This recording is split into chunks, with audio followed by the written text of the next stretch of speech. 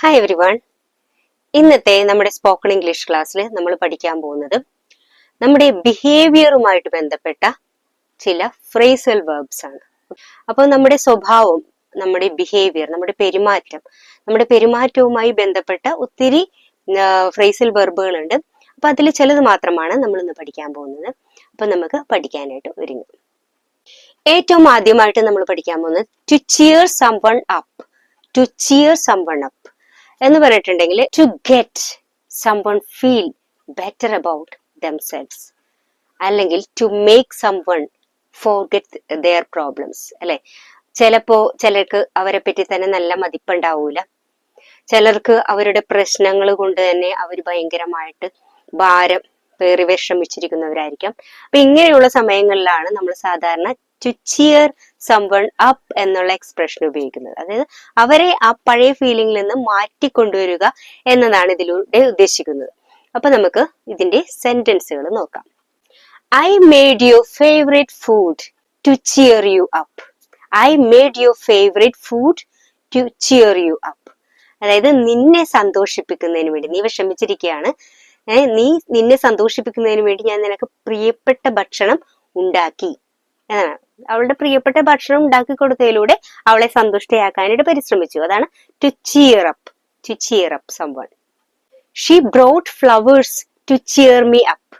She brought flowers to cheer me up. അതായത് എന്നെ സന്തോഷിപ്പിക്കുന്നതിന് വേണ്ടി അവള് പൂക്കള് കൊണ്ടുവന്നു. എന്നെ സന്തോഷിപ്പിക്കുന്നതിന് വേണ്ടി, എന്നെ ചിയറപ്പ് ചെയ്യുന്നതിന് വേണ്ടി അവള് പൂക്കള് കൊണ്ടുവന്നു. Her smile always cheers him up. അവളുടെ പുഞ്ചിരി എപ്പോഴും അവനെ സന്തോഷിപ്പിക്കുന്നു. Her smile always cheers him up. അടുത്തൊരു എക്സ്പ്രഷൻ ആണ് നമ്മൾ ടു ചിയർ സംവൺ അപ്പ് എന്നതിന്റെ ഓപ്പോസിറ്റ് ആണിത് to tire someone out. To tire someone out എന്ന് പറഞ്ഞാല് to make someone feel exhausted. അതായത് ഒരാളെ എപ്പോഴും എന്തെങ്കിലുമൊക്കെ പറഞ്ഞ് അങ്ങോട്ട് ബുദ്ധിമുട്ടിച്ച് അവരെ ക്ഷീണിപ്പിക്കുന്ന ആ ഒരു സമ്പ്രദായമില്ല. അതാണ് ടു ടയർ സംവൺ ഔട്ട് എന്നതിലൂടെ ഉദ്ദേശിക്കുന്നത്. അതായത് സന്തോഷിപ്പിക്കുക എന്നുള്ളതിന്റെ ഓപ്പോസിറ്റ്, വിഷമിപ്പിച്ച് കഷ്ടപ്പെടുത്തി അയാളെ ക്ഷീണിതനാക്കുക എന്ന് പറയുന്നത്. അപ്പൊ നമുക്ക് സെന്റൻസുകളിൽ എങ്ങനെയാണ് ടു ടയർ സംവൺ ഔട്ട് ഉപയോഗിക്കുന്നതെന്ന് നോക്കാം. The long journey tired us out. The long journey tired us out. അതായത് സമയമെടുത്തുള്ള ആ യാത്ര, ആ വലിയ യാത്ര, ദീർഘയാത്ര ഞങ്ങളെ ക്ഷീണിതരാക്കി എന്നാണ് ഇതിന്റെ അർത്ഥം. The marathon runner was completely tired out after the race. The marathon runner was completely tired out after the race. അതായത് ആ മാരത്തോൺ ഓട്ടത്തിന് ശേഷം അയാൾ പരിപൂർണനായിട്ട് ക്ഷീണിതനായി. The constant noise in the city can really tire you out. The constant noise in the city can really tire you out. അതായത് ഈ സിറ്റിയിലെ, നഗരത്തിലെ ഈ ഒച്ചപ്പാട്, നിരന്തരമായിട്ടുള്ള ഒച്ചപ്പാട് നിന്നെ ക്ഷീണിതയാക്കും, അല്ലെങ്കിൽ ക്ഷീണിതനാക്കും എന്നാണ് ഇതിനർത്ഥം. ആ ഒച്ചപ്പാട് ഒത്തിരി കേൾക്കുമ്പോഴേക്കും നമ്മൾ ഭയങ്കരമായിട്ട് ക്ഷീണിതരാകും. അതാണ് ഇതിലൂടെ ഉദ്ദേശിക്കുന്നത്. അടുത്തൊരു എക്സ്പ്രഷൻ ആണ് to calm down. To calm down. അതായത് ഇപ്പൊ ഭയങ്കരമായിട്ട് സ്ട്രെസ്ഡ് ആയിരിക്കുന്ന, എന്തിനെങ്കിലൊക്കെ കുറിച്ച് ഭയങ്കരമായിട്ട് വറീഡ് ആയിട്ടിരിക്കുന്ന ആൾക്കാരെ നമ്മൾ സമാധാനിപ്പിച്ച് അവരുടെ ആ ഒരു അവസ്ഥയിൽ നിന്ന് മാറ്റിയെടുക്കുന്നതിനെയാണ് നമ്മൾ ഇവിടെ കാം ഡൗൺ എന്നതിലൂടെ ഉദ്ദേശിക്കുന്നത്. അപ്പൊ നമുക്ക് കാം ഡൗൺ ഉപയോഗിച്ചിട്ടുള്ള സെന്റൻസുകൾ നോക്കാം. The teacher told the students to calm down after the argument. The teacher told the students to calm down after the argument. അതായത് ഒരു വാദപ്രതിവാദത്തിന് ശേഷം, തർക്കത്തിന് ശേഷം കുട്ടികളോട് ടീച്ചർ പറയാണ്, ഇനി സമാധാനമായിട്ടിരിക്കൂ, കാം ഡൗൺ, കാം ഡൗൺ. ഇതാണ് ഇതിലൂടെ ഉദ്ദേശിക്കുന്നത്. അടുത്തത് ഇപ്പൊ സൈക്കോ തെറാപ്പി ഒക്കെ നടത്തുന്ന സമയത്ത് നടക്കുന്ന കാര്യമാണ്. The therapist suggested some relaxation techniques to calm her down. അതായത് അവൾക്ക് ഇപ്പൊ മാനസികമായിട്ടുള്ള പ്രശ്നങ്ങളുണ്ട്.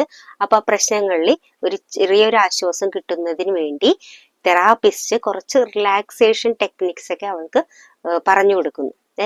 Therapist suggested some relaxation techniques to calm her down. He tried to calm down the crying baby by singing a lullaby. He tried to calm down the crying baby by singing a lullaby. അതായത് ഒരു താരാട്ടുപാട്ട് പാടിക്കൊണ്ട് ആ കുട്ടിയുടെ കരച്ചിലടക്കാനായിട്ട് അവൻ പരിശ്രമിച്ചു. അടുത്തൊരു expression ആണ് to make something up. To make something up. ഇതിന്റെ അർത്ഥം എന്താന്ന് വെച്ചിട്ടുണ്ടെങ്കിൽ to invent a story or excuse. അതായത് ഇപ്പൊ എന്തെങ്കിലും ഒരു കാര്യം ഉണ്ടായിട്ടുണ്ടെങ്കിൽ അതിന് നമ്മൾ പരിഹാരമായിട്ട് എന്തെങ്കിലും ഒരു കഥ മെനഞ്ഞെടുക്കും അല്ലെ, അതിനെ പരിഹരിക്കുന്നതിന് വേണ്ടി, അല്ലെങ്കിൽ ഒരു എക്സ്ക്യൂസ് കണ്ടെത്തും. അപ്പൊ ഇതിനെയാണ് നമ്മൾ ഈ രീതിയിലുള്ള എക്സ്പ്രഷൻ കൊണ്ട് ഉദ്ദേശിക്കുന്നത്. To make something up. She made up a story to impress all. She made up a story to impress all. എല്ലാവരെയും ഇംപ്രസ് ചെയ്യുന്നതിന്, എല്ലാവരെയും സ്വാധീനിക്കുന്നതിന് വേണ്ടി അവൾ ഒരു കഥ മെനഞ്ഞുണ്ടാക്കി. The team needs to make up for their loss in the last game.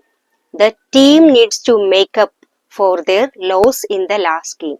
അതായത് കഴിഞ്ഞ കളിയിൽ അവർക്കുണ്ടായ പരാജയത്തെ കുറിച്ച് ഒരു എക്സ്ക്യൂസ് അല്ലെങ്കിൽ ഒരു സ്റ്റോറി അവർക്ക് ടീമിന് ഉണ്ടാക്കേണ്ടതുണ്ട്. അതായത് അല്ലെങ്കിൽ വഴക്ക് കേൾക്കും, അത് കാരണം വഴക്ക് കേൾക്കാതിരിക്കാനായിട്ട് അവർക്കൊരു എക്സ്ക്യൂസ് അല്ലെങ്കിൽ ഒരു സ്റ്റോറി ഉണ്ടാക്കേണ്ടതുണ്ട്. അതാണ് ഇവിടെ മേക്കപ്പ് എന്നതിലൂടെ ഉദ്ദേശിച്ചത്. The author made up A character for his new book. The author made up A character for his new book. ഇപ്പൊ ഒരു ഓഥർ, അദ്ദേഹം ഒരു പുതിയൊരു ക്യാരക്ടറിനെ കണ്ടുപിടിച്ചു. എന്തിനാണ്? പുതിയൊരു ബുക്ക് ഇറക്കാൻ പോകുന്നുണ്ട്. അപ്പൊ അതിന് വേണ്ടിയിട്ട് ഒരു ക്യാരക്ടറിനെ, ഒരു സ്റ്റോറി ഉണ്ടാക്കാനായിട്ട്, അല്ലെങ്കിൽ ഒരു സ്റ്റോറി, ഇവിടെ ബുക്ക് ആയതുകൊണ്ട് സ്റ്റോറി തന്നെയാണ് ഉദ്ദേശിക്കുന്നത്. അദ്ദേഹത്തിന്റെ പുതിയ ബുക്കിന് വേണ്ടി ഒരു കഥാപാത്രത്തെ ഉണ്ടാക്കി. അടുത്തൊരു എക്സ്പ്രഷൻ ആണ് to look down. To look down. ഇതിന്റെ അർത്ഥം എന്താന്ന് വെച്ചിട്ടുണ്ടെങ്കിൽ to think that somebody is not so valuable as you are. അതായത് നിങ്ങളെ പോലെ വിലയുള്ളവനാണ് അല്ലെങ്കിൽ നല്ലവനാണ് മറ്റുള്ളവരെ എന്ന് ചിന്തിക്കാനായിട്ട് കഴിയാതിരിക്കുന്ന ഒരു അവസ്ഥയാണിത്. അതായത് അപ്പോൾ നമ്മൾ മറ്റുള്ളവരെ നമ്മളെക്കാളും താഴ്ന്നവരായിട്ടേ പരിഗണിക്കുള്ളൂ. അപ്പൊ ഈ രീതിയിലുള്ള എക്സ്പ്രഷൻ സെന്റൻസുകളിൽ എങ്ങനെ ഉപയോഗിക്കാമെന്ന് നമുക്ക് നോക്കാം. The rich often look down on the poor. The rich often look down on the poor. അതായത് സമ്പന്നര് മിക്കപ്പോഴും പാവപ്പെട്ടവരെ താഴ്ന്നവരായിട്ട് കണക്കാക്കുന്നു, അവരെ താഴ്ന്ന രീതിയിലാണ് നോക്കാറുള്ളത്. അതായത് അവർ പാവപ്പെട്ടവരാണ് എന്നുള്ള രീതിയിൽ പരിഗണിക്കുന്നു എന്നാണ് ഇതിനർത്ഥം. It is wrong to look down on the people because of their religion or race. It is wrong to look down on the people because of their religion or race. മറ്റുള്ളവരുടെ അവരേത് വംശത്തിൽപ്പെട്ടവരാണോ അല്ലെങ്കിൽ ഏത് മതത്തിൽപ്പെട്ടവരാണോ എന്ന് പരിഗണിച്ചുകൊണ്ട് അവരെ താഴ്ന്നവരായിട്ട് പരിഗണിക്കുന്നത് ഒട്ടും നല്ലതല്ല എന്നാണ് ഇതിനർത്ഥം.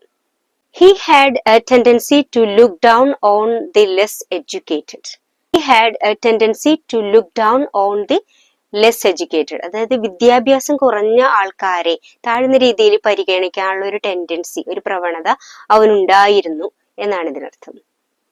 ഏറ്റവും അവസാനത്തെ എക്സ്പ്രഷൻ ആണ് to rush into something. To rush into something. To make a sudden decision or quick decision. ഇതിനെങ്കിലും കുറിച്ച് പെട്ടെന്ന് ചാടിക്കേറി തീരുമാനം എടുക്കുന്നതിനാണ് to rush into something എന്ന് പറയുന്നത്. നമുക്ക് അതിന്റെ സെന്റൻസുകൾ നോക്കാം. Don't rush into a decision. You might regret later. Don't rush into a decision. You might regret later. അതായത് ഇപ്പൊ നീ ചാടിക്കേറി ഒരു തീരുമാനം എടുത്താൽ നീ പിന്നീട് അതിനെക്കുറിച്ച് ഓർത്ത് ദുഃഖിക്കേണ്ടി വരും എന്നാണ് ഇതിനർത്ഥം. He rushed into buying a car without making an enquiry. He rushed into buying a car without making an enquiry. അതായത് ഒരു അന്വേഷണം നടത്താതെ ചാടിക്കേറി ഒരു കാർ വാങ്ങി. അതാണ് ഇവിടെ ഉദ്ദേശിച്ചത്. We should not rush into rash actions without considering consequences. We should not rush into rash actions without considering consequences. അതായത് വരും വരായികകളെ കുറിച്ച്, അതിന്റെ പിന്നീടുണ്ടാവുന്ന എഫക്ട്സിനെ കുറിച്ച് ചിന്തിക്കാതെ നമ്മൾ ചാടിക്കേറി റാഷ് ആക്ഷൻസ് എന്ന് വെച്ചാൽ എന്താണ്? ഒരു ചിന്തയില്ലാത്ത പ്രവൃത്തികൾ എന്ന് പറയില്ലേ. അപ്പൊ അങ്ങനത്തെ പ്രവൃത്തികൾ ചെയ്യാൻ പോകരുത് എന്നാണ് ഇതിലൂടെ ഉദ്ദേശിക്കുന്നത്. ഇപ്പൊ ഇത്രയും നേരം നമ്മൾ പഠിച്ചുകൊണ്ടത് ബിഹേവിയേഴ്സ് ആയിട്ട് ബന്ധപ്പെട്ട ഫ്രേസൽ വെർബുകളാണ്. അപ്പോൾ ഇത്രയും നമ്മൾ പഠിച്ചു. ഇനി ഇതെല്ലാം സെന്റൻസുകളിൽ നിങ്ങൾ ഉപയോഗിക്കുക. വീണ്ടും അടുത്തൊരു ടോപ്പിക്കുമായിട്ട് അടുത്ത ക്ലാസ്സിൽ നമുക്ക് കാണാം. അതുവരെ എല്ലാവർക്കും ബൈ.